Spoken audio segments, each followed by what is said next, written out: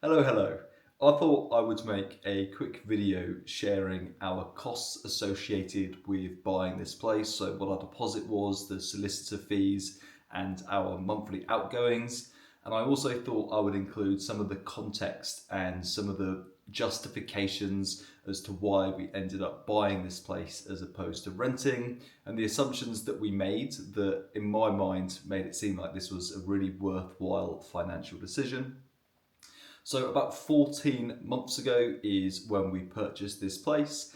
And before then, we were living in various rented accommodation in London commuter towns. So me and my partner both had a job where we needed reasonable access into London, sort of 1 hour maximum train journeys.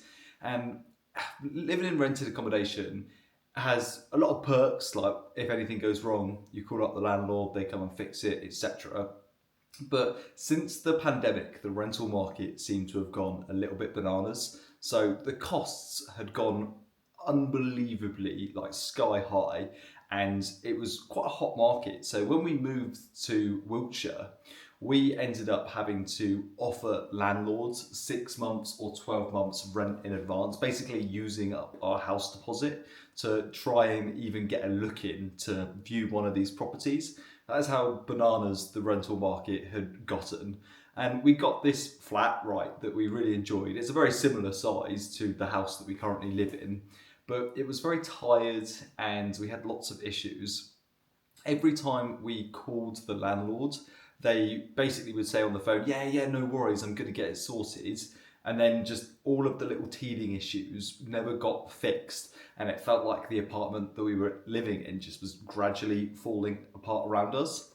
And our end goal, me and my partner, we're both from Cornwall. Our end goal was to move back to Cornwall as soon as it was possibly feasible.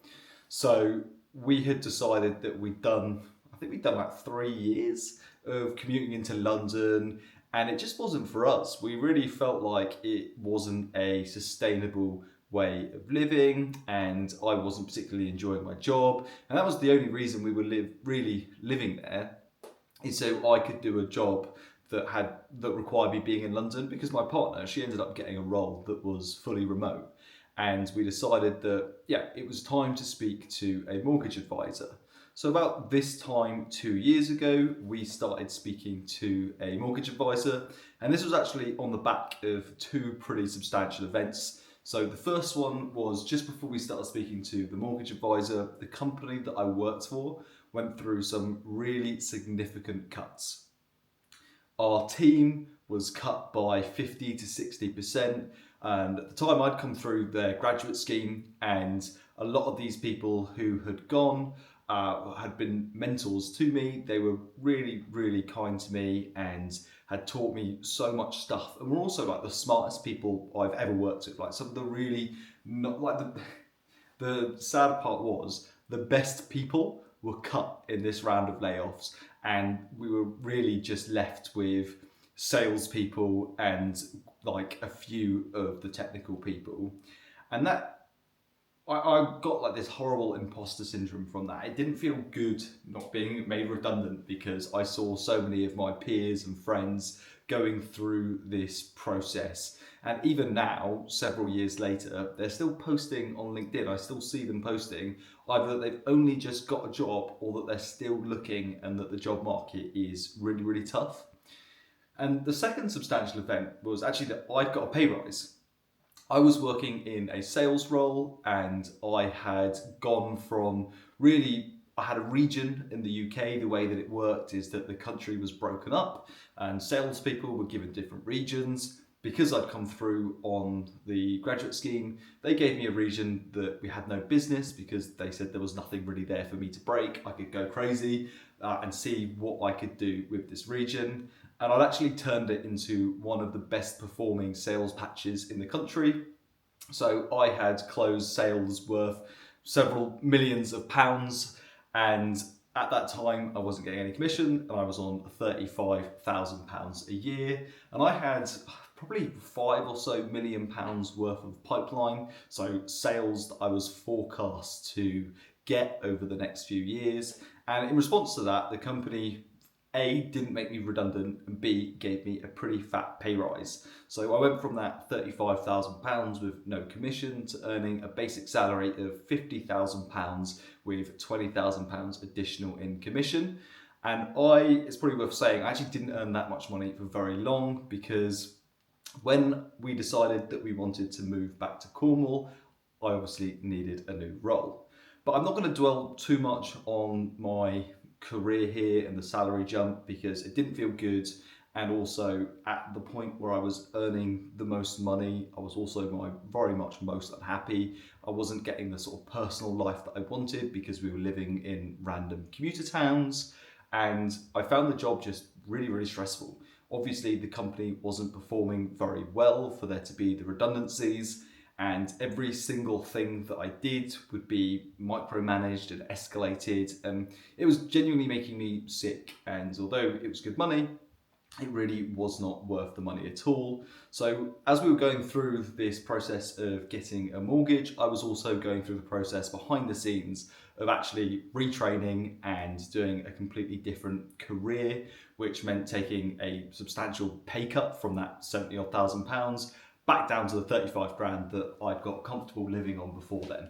Anyway, so when we were going through this mortgage process, because I was earning good money and my cost of living essentially hadn't gone up, I'd only just started earning this amount of money and I was still living as if I was earning the 30 odd thousand pounds a year. The banks, they offered us an insane amount of money. Like, I can really understand how people get themselves into trouble with mortgages that they can't afford if the interest rates go up. The banks essentially said, you earn £3,000 a month, you can afford, and your expenses are a few £100s a month, you don't have a car or anything that's expensive, all of that money that's left over, you can pay into a mortgage. It was absolutely bonkers. In my mind, I knew very clearly how much I wanted to spend on a house, and £250,000 was essentially our budget, because any more than that, the monthly repayments would be too much for us, and I just wasn't comfortable being stressed about paying the mortgage. And after the redundancies, I was super cautious anyway. And again, this is another video, but I don't think that a lot of white collar type roles are particularly safe at the moment. So I went into this really thinking about trying to do things really cheaply and affordably so I could continue to save. So the more I looked into properties in Cornwall, it is an expensive part of the UK, the more stressed out I became, because there was just nothing on the market. Houses were still moving really fast in 2023. And then it kind of just felt like, as the interest rates were creeping up, everything just sort of ground to a halt quite quickly. And this place that we currently live in was on the market for 270 odd thousand pounds. And the price had kept being slashed, and we saw it for £225,000, which was a much more appropriate price for the house. One thing that we hadn't anticipated, again, probably another video, is the amount of DIY that we needed to do. I won't include those costs in this video, but the TLDR is that the guy who was living in this house had it purchased for him, or rented it essentially. He was living in it rent-free because his dad had purchased it, and he just didn't respect it. He didn't look after it at all. And when we were doing the viewings, they hid a lot of the issues. So they turned off the water, the stop clock or the water thing. And that we never tried to turn on the tap. The toilet leaked, the sink leaked. There were loads and loads of issues, and quite a substantial amount of DIY was necessary. But £225,000 was an amount of money that was very much in budget. So the reason that I set that 225 as our hard ceiling of what we wanted to spend, there's a few of them. So number one, I had not stocks and shares, I had a Help to Buy ISA, and the Help to Buy ISA had a ceiling of a house price that you could use it outside of London, so the house price had to be worth less than £250,000 anyway. And another thing is, I wanted all of our expenses to be affordable on one of our salaries, ideally on the lower of our two salaries. I actually took this a little bit further. I then thought about, okay, worst case scenario, I want this house, I want our cost of living, all of our essential costs to be affordable on one of us earning minimum wage. And if you earn minimum wage, that is about £1,700 a month in the UK. So when I go through these numbers, I didn't quite get to 1,700, but we're not living far beyond like being able to afford to live if one of us was earning minimum wage. So we put a £25,000 deposit down, so we have a £200,000 loan. The solicitor fees were £2,500. Our solicitors were absolutely rubbish. They were recommended to us by the estate agent. And speaking to friends, I think that most people have issues with their solicitors when buying a house. They just take on way more work than they can handle. And the only way to get your job done is to constantly just be pestering them. So we were constantly on the phone to our solicitors. There were lots of little delays and things, so that took a long time. And they messed us, like, they screwed us over, they messed us around a little bit a few times. And on the day that we were going to buy the house, they called us saying that we needed to send them more money and things because they'd made an error in their calculations, which was all very strange. So £25,000 deposit, £2,500 solicitor fee, and we also had the property surveyed. I actually don't know why we did this. It is essentially a new build property where lots of it had just been neglected inside. The surveyor didn't pick up on the things like them turning off the water, so everything where water flowed leaking. They were pretty much useless. They just said that the roof was fine and there was nothing structurally wrong with the building, which gave us a little bit of peace of mind, but we didn't go into it knowing the amount of DIY that was going to be required. So our mortgage repayments at 4.65% interest rate, we did a 5-year fix. Looking back on it, a 2-year fix would have been the way to go. We would have got a much better rate and we would be looking to refix in sort of 6 or so months, and we would be refixing at a much lower interest rate. But I wanted at the time the peace of mind knowing that our cost of living our like primary expense was going to be fixed for a longer amount of time, which is why we did a 5-year fix. So our monthly payment is £1,035, and then on top of that we pay council tax of £158. I think that's the 12 months of council tax paid in 10 months. So there are a couple months where we aren't paying as much, or we're not paying any council tax for 2 months of the year. Our water is £70, electric is £80, broadband is £35. In a new build area, you also have a service charge to maintain the parks and the fences and things that have all blown over in the storm. Car, we allocate £50 a month. I drive a really crappy Mini and a lot of my mileage is expensible through work anyway. So 50 quid a month just gives me enough money to pay to maintain it really. It's been pretty cheap, and insurance is like £190 a year for me and my partner to both be insured. So really, really cheap, and about £350 per month on food. And we have started getting much better quality food. For a long time, while we were saving for our house deposit, our food shop was one of those areas where we really cut back.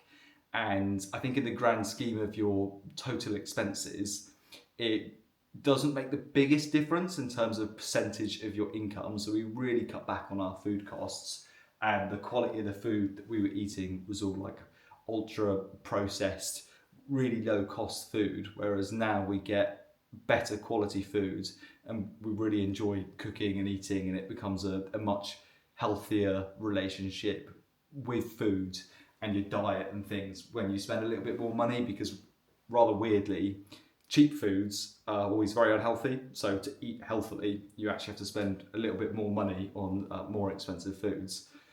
So we didn't quite get to that £1,700 per month mark, but we're not that far off it really. And I do have some other income streams, like I make a little bit of money from YouTube and stuff online. So worst comes to worst, I do think that we would be able to like really struggle and get by for a few months if we really needed to. I think this is just my mind like planning for the worst case scenario, which hopefully doesn't happen.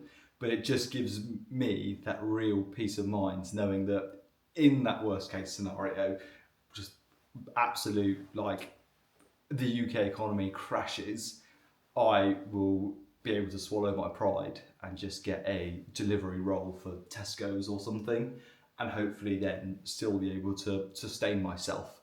And that was how I wanted to manage my money. That was just important in the way that we managed our money, that it was all very affordable if we didn't earn much money.